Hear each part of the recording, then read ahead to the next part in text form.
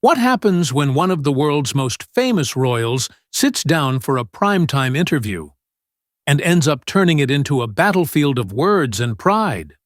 Prince Harry's explosive confrontation with Anderson Cooper on 60 Minutes began as a quiet conversation about freedom and legacy, but within minutes, it spiraled into one of the most unforgettable walkouts in television history. The studio lights glowed softly, washing the room in calm beige tones. Everything was perfectly arranged. 2 chairs, a small table, 2 cups of untouched coffee. This was 60 Minutes, the show known for calm questions and calm answers. But tonight, something about Prince Harry's stare suggested calm was only temporary. Anderson Cooper leaned forward with a professional smile, offering his hand. "Harry, thank you for being here," he said warmly, his voice steady, familiar, the same tone that had guided presidents and generals through difficult truths. Harry returned the handshake, firm, steady, but without warmth. "Pleasure," he muttered. His eyes didn't linger long. They darted once toward the camera, then back to Anderson. The smile he gave wasn't one of comfort. It was the kind people wear when they've come prepared for battle. Anderson noted it silently. The first questions were simple, soft even. Anderson asked about California, about the adjustment from royal duties to private life, about family. Harry's answers came easily at first, maybe too easily. He talked about the weather, the freedom, the relief of not being constantly watched by people who pretend to care. The words were casual, but the tone behind them carried an edge, the kind that said he was here to make a point, not to reflect. Anderson caught it immediately. He gave a polite laugh, jotting down notes, pretending not to notice the shift. But in the back of his mind, he could already feel where this might be heading. "Do you miss anything about it?" Anderson asked, voice calm, hands folded. "The structure? The sense of duty?" Harry gave a small chuckle, low and cold. "Structure?" he repeated, like the word itself was an insult. "You mean the system that told me when to wake up, when to smile, when to act like everything was fine, even when it wasn't?" His smile flickered. "No, I don't miss it." There was no hesitation, no attempt at diplomacy. The air between them shifted slightly. Not hostile yet, but the temperature had changed. Anderson adjusted his glasses, not to see better, but to buy half a second of silence before moving to the next line of questioning. The conversation flowed, but the tension stayed. Each polite exchange carried weight. Every answer felt a little sharper. Anderson had done this long enough to recognize the rhythm, the slow tightening of a conversation heading toward something combustible. He could feel Harry pushing the edge, testing how far he could go without breaking the tone of civility. The prince's composure wasn't calmness, it was restraint, and restraint has a breaking point. Anderson smiled again, the same calm professionalism he'd worn for decades, but this time there was calculation in it. He wasn't just talking anymore. He was waiting. Waiting for the moment Harry would stop performing and start revealing. Across from him, Harry's hand tapped once against his knee, the rhythm sharp and impatient. His posture was still perfect, his voice still smooth, but the energy around him was tightening. Anderson adjusted in his chair, the tone of his voice still measured, still gentle, as he leaned forward slightly. "Let's talk about your decision to step back from royal duties," he said. "Looking back now, how do you feel about that choice?" It was a standard question, the kind meant to ease a guest into reflection. But Harry didn't hesitate, didn't blink. His reply came quick, sharp, and heavy with something unspoken. "Leaving was freedom," he said flatly. "Staying was slow death." The words hit the air like a dropped glass, simple, clean but impossible to ignore once broken. Anderson's eyes lifted from his notes for a brief second. He wasn't expecting that level of bluntness this early. He let the silence hang, giving Harry room to elaborate. But Harry didn't. He just sat there, staring back at him, calm but defiant. Anderson tried to steady the mood, guiding the moment back into neutral ground. "Do you ever miss it at all?" he asked carefully. "The structure, the sense of duty, the tradition." Harry let out a dry, humorless laugh, one that didn't match the warmth of the question. "Tradition?" he repeated, his tone thick with disbelief. "That's what my family hides behind when they betray their own." "It's not tradition. It's an excuse." His voice wasn't raised, but it didn't need to be. Every word carried a quiet kind of venom. The camera slowly zoomed in, catching the flicker in Harry's expression. A smile that looked more like a warning. Half smirk, half scorn. Anderson stayed composed, at least on the surface, his professional instincts keeping him calm. But his pen stopped moving. He glanced at Harry for a second longer than usual, the way a chess player studies an opponent after realizing the game isn't friendly anymore. The easy rhythm of conversation was gone.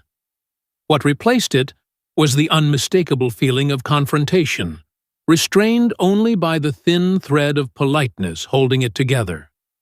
Anderson took a slow breath before asking his next question. His tone was careful, his words deliberately neutral, but there was a quiet edge underneath. The kind of edge that comes from years of knowing when a guest is about to go off script. "Millions still admire the monarchy," he said, voice steady. "They see it as a symbol of stability, of continuity. What do you say to them?" For a brief second, Harry didn't answer. He leaned forward slightly, elbows on his knees, the movement subtle but deliberate. When he finally spoke, his voice was low, sharp, and unfiltered. "They admire a cage painted gold." The room seemed to shift in that instant.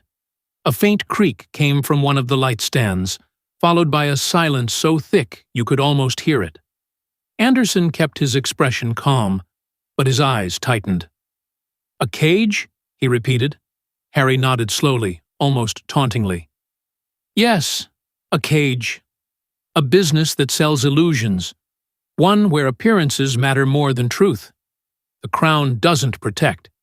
It performs, and the show only ends when someone breaks. The word sells hit like a slap. Even through the glass wall of the control room, you could feel the producers stiffen. Anderson's pen hovered mid-air, unsure whether to take notes or to just let the moment breathe. He cleared his throat softly, his composure intact, but his tone now firmer. "So, you see your family as a brand?" he asked, his voice carrying a faint challenge beneath its politeness. Harry didn't look away. His reply came instantly, sharp as a blade. "I see them as an institution that trades blood for loyalty." The words didn't come out angry. They came out certain, heavy, deliberate. It wasn't the tone of a man ranting. It was the tone of someone who believed every word and wanted you to, too. Anderson blinked once, a small but visible reaction.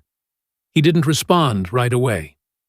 For a moment, the set felt frozen, the lights humming softly, the cameras catching every flicker of emotion, every breath between them. Harry leaned back again, his face unreadable, but his voice had left a mark that wouldn't fade easily. What should have been a dignified conversation about public life had just turned into something raw, almost personal.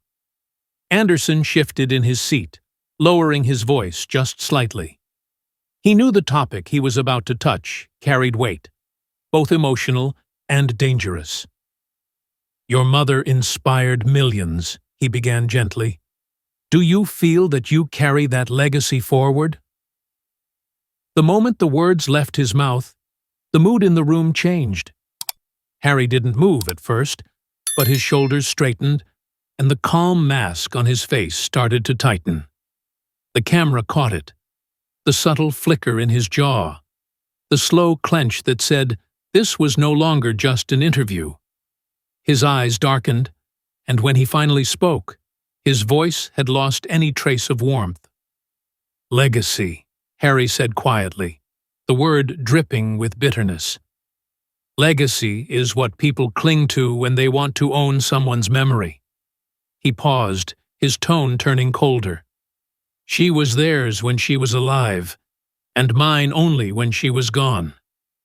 Anderson didn't interrupt. He let the silence sit there, letting the weight of Harry's words sink in.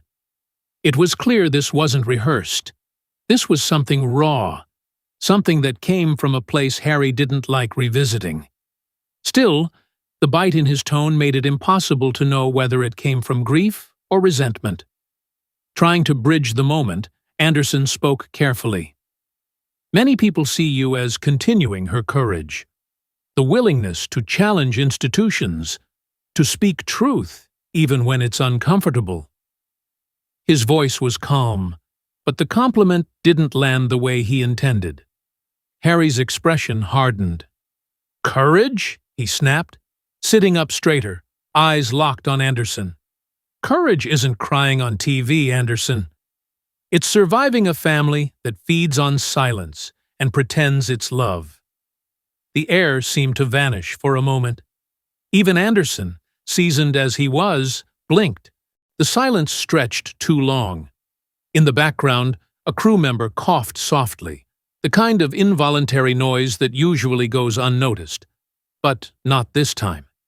Harry's head turned sharply toward the sound, his glare cutting across the room.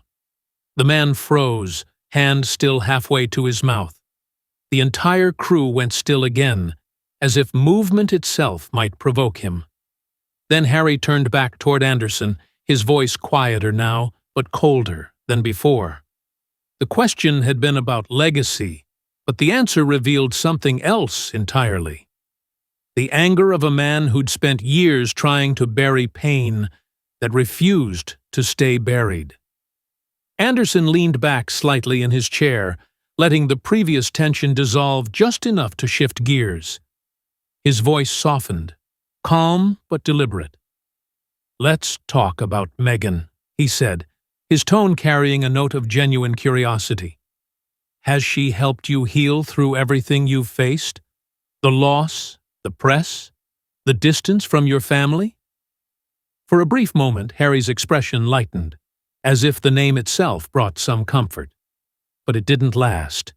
His smile hardened into something calculated, the warmth replaced by cold precision. "She saved me," he said, voice calm but dangerous. "From them." He paused, and then, with a pointed glare, added, "From you." Anderson raised an eyebrow. "From me?" he repeated, his voice still steady, though his eyes sharpened. Harry gave a small, tight nod. "From the media," he said.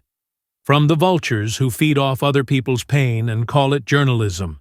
From the people who profit every time a family breaks down. Every time a tragedy sells." He leaned forward, elbows on his knees now, his tone low and clipped.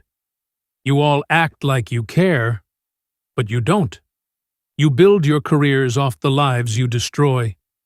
Anderson let the accusation hang for a moment, not breaking eye contact. His silence wasn't weakness.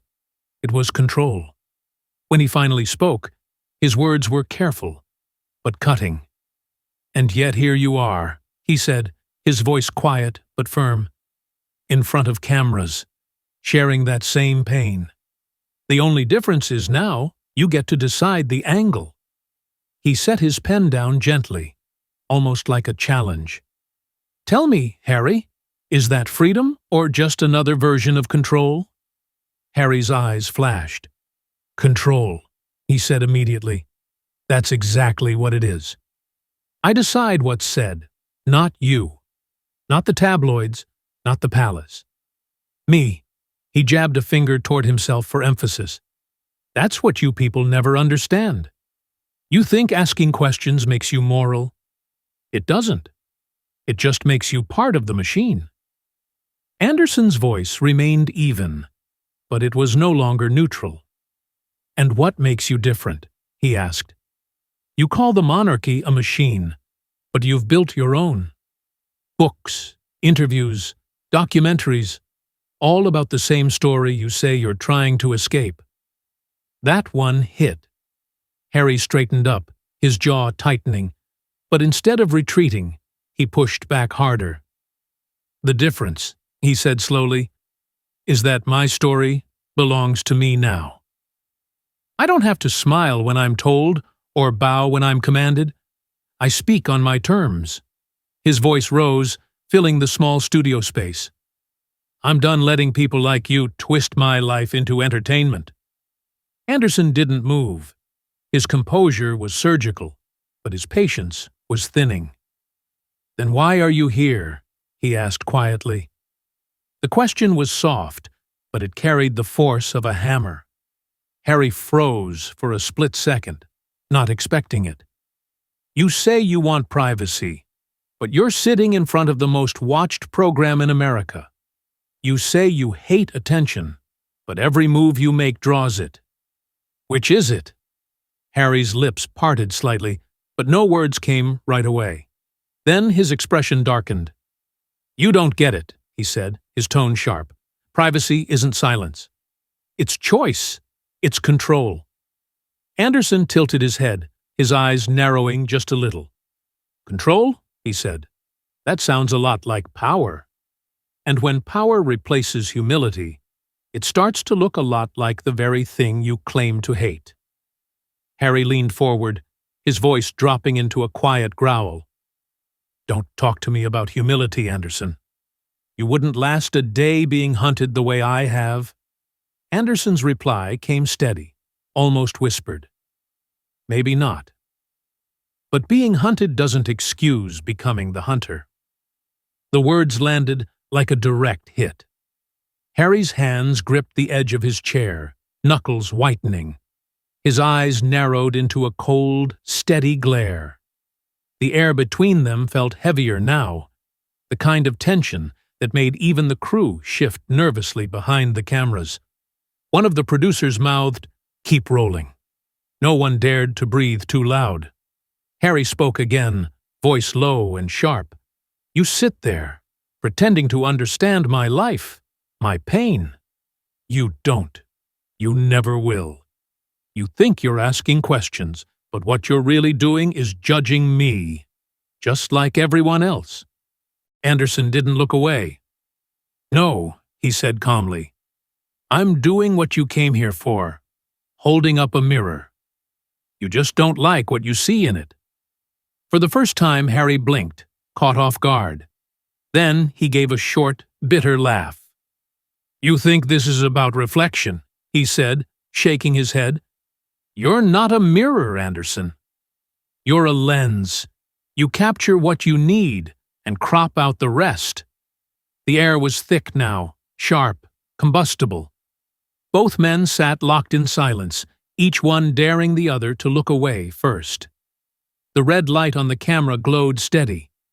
The coffee on the table sat untouched, its surface trembling slightly from the vibrations of the tension in the room. Anderson didn't blink. I think the public will decide who's really doing the cropping, he said quietly.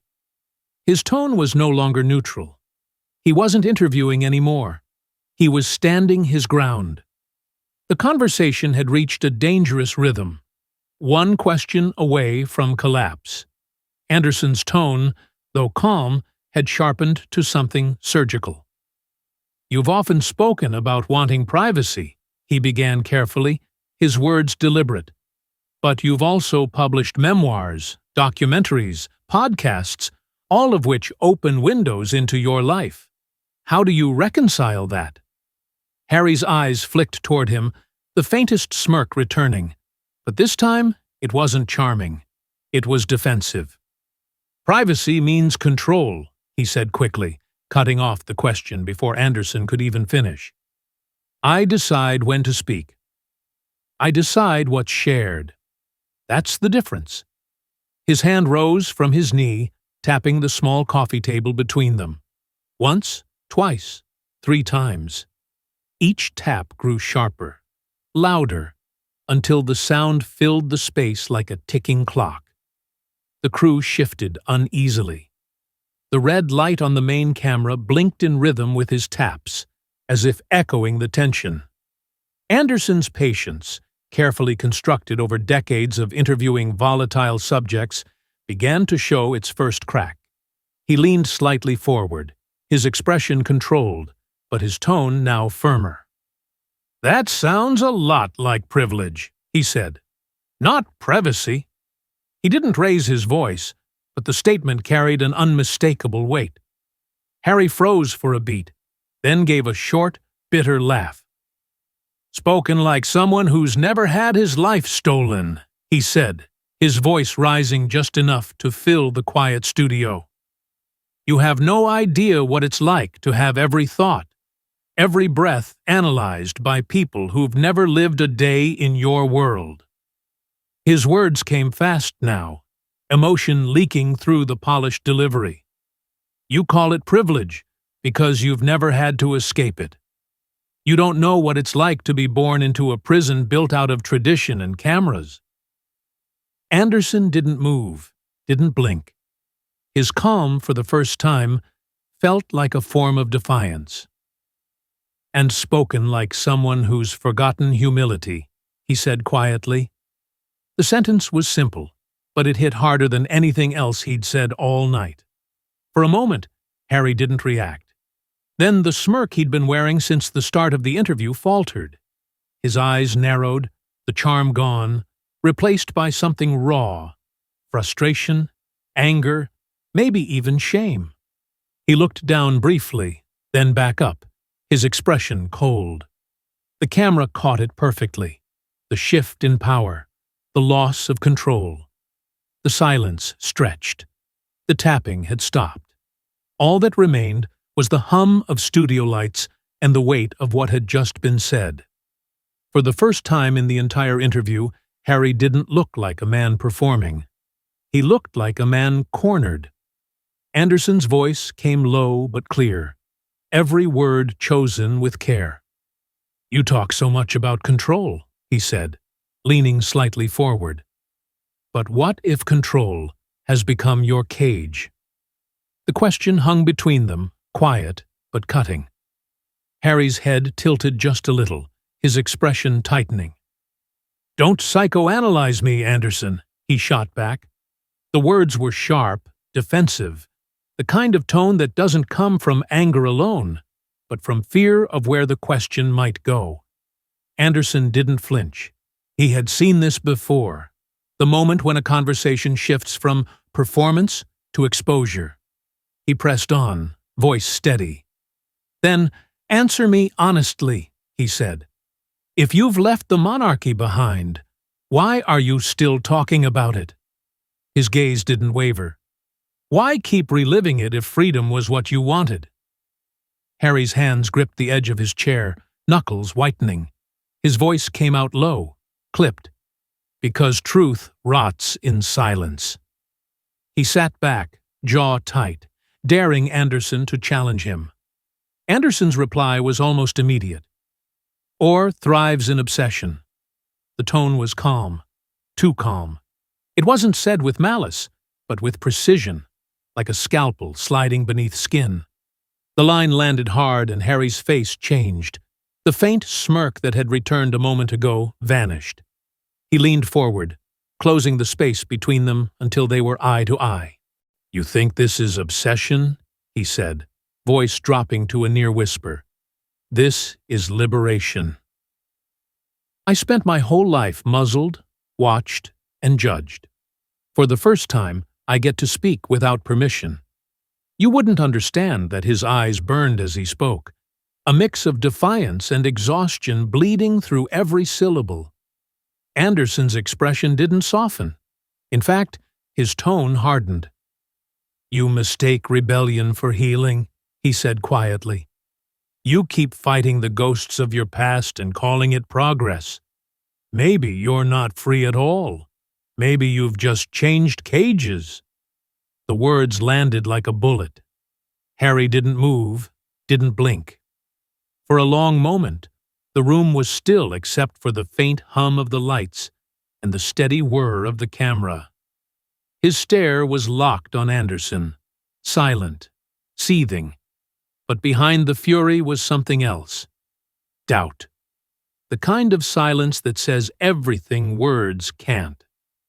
Anderson sat back for a brief moment, studying the man in front of him. The room felt like it had already been stripped bare. Civility gone, patience thin, truth and ego circling like predators. Still, he had one question left, and he knew it would draw blood. He hesitated for a second, almost out of respect, before asking it. "Harry," he said softly, "would your mother be proud of how you've handled this?" The air went still. The kind of stillness that doesn't just quiet the room. It changes its temperature. For a moment, no one moved.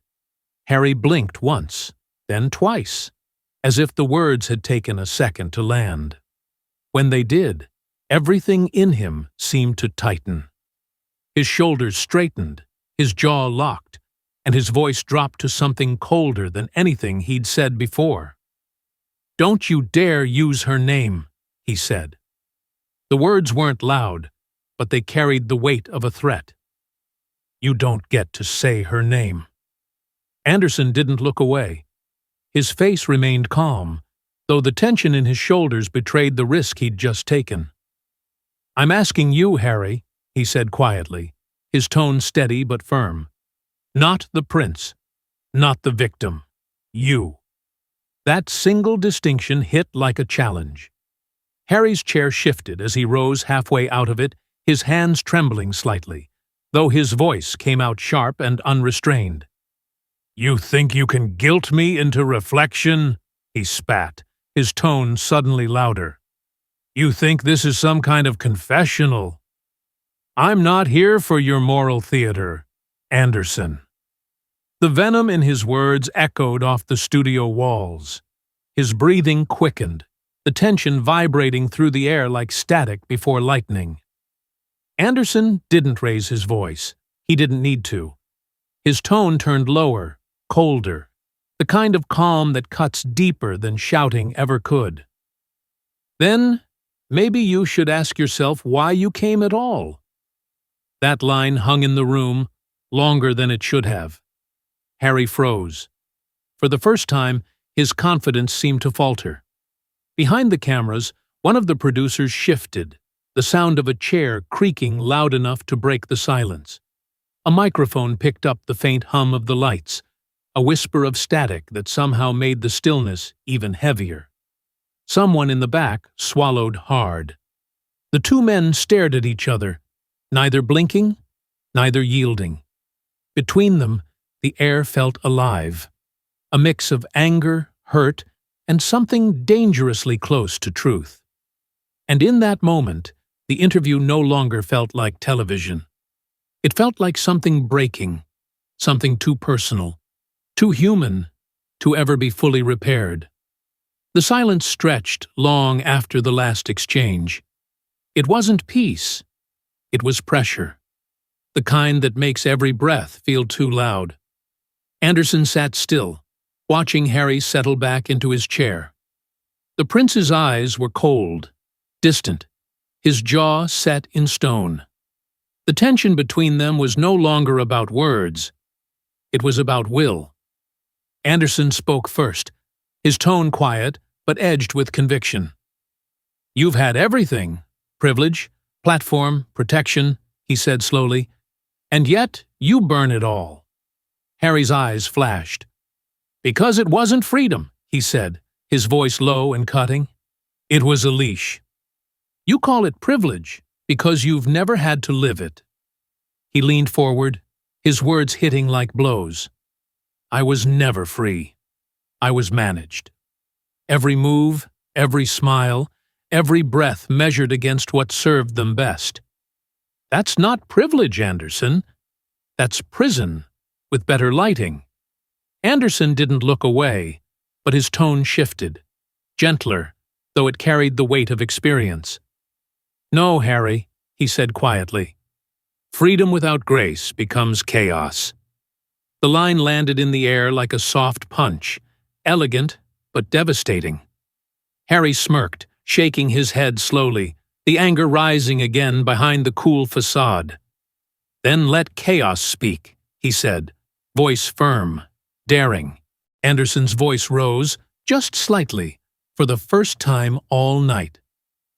You've mistaken rage for redemption, he said, the words coming faster now. You're not freeing yourself. You're drowning publicly. Every time you tell your story, you lose a piece of it. You don't control the narrative, Harry. The narrative controls you. That was it. The breaking point. Harry shot up from his chair, the movement sharp, almost violent. The microphone wire snapped against his jacket as he tore it off.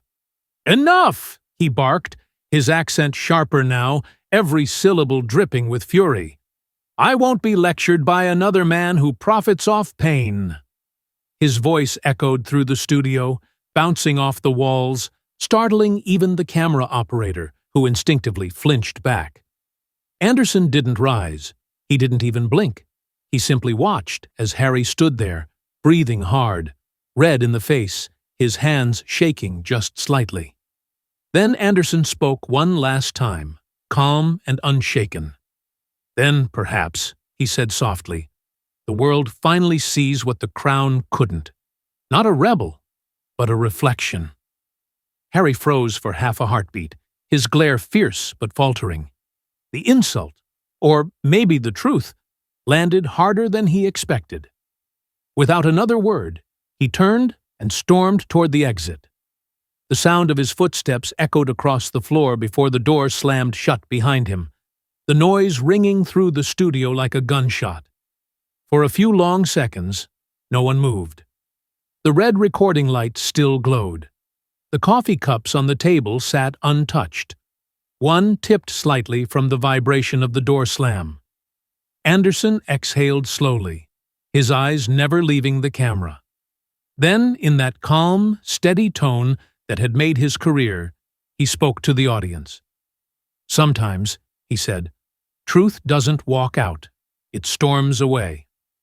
The silence that followed wasn't just the end of an interview, it was the sound of two worlds colliding, one built on control, the other on confrontation, and neither leaving unscarred. What started as a quiet conversation turned into one of the most explosive interviews in television history. A moment that left millions speechless and the studio in stunned silence. If this story left you thinking, hit subscribe and turn on the bell so you don't miss the next unbelievable confrontation that everyone will be talking about. Watch, react, and share your thoughts below. Do you think Anderson went too far, or did Harry finally reveal who he really is?